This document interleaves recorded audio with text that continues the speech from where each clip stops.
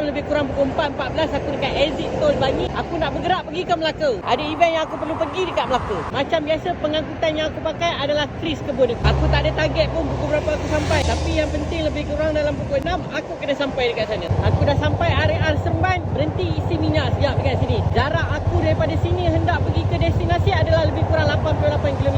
Jadi dengan satu tangki memang cukup lah untuk aku sampai ke sana. Sebab Kris Kebun aku tak kuat minyak. Hidup ni terlampau random. Berhenti dekat area Air Keruh Selatan, rehat sekejap. Aku dah sampai Melaka. Aku dah sampai dah dekat tapak event. Tapi ni bukan tapak event, ni hotel. Bukan saya punya, bukan. Bukan saya punya. Saya punya.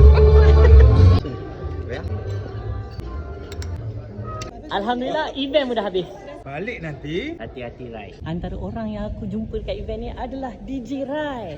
Mana lagi? Melaka lah.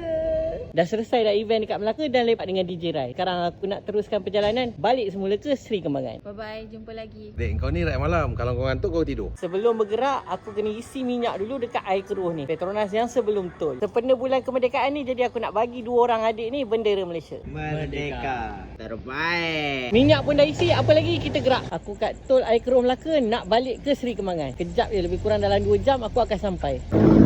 Jam pukul 2.58 aku berhenti sekejap dekat sini area Seremban isi minyak. Lepas ni aku nak straight direct ke Seri Kembangan. Dah tak jauh dah. Jam pukul 3.20 Alhamdulillah aku dah sampai tol Kajang. Aku nak balik rumah bini aku, lepas tu nak terus tidur. So guys, jangan lupa follow aku untuk next vlog yang akan datang. Bye.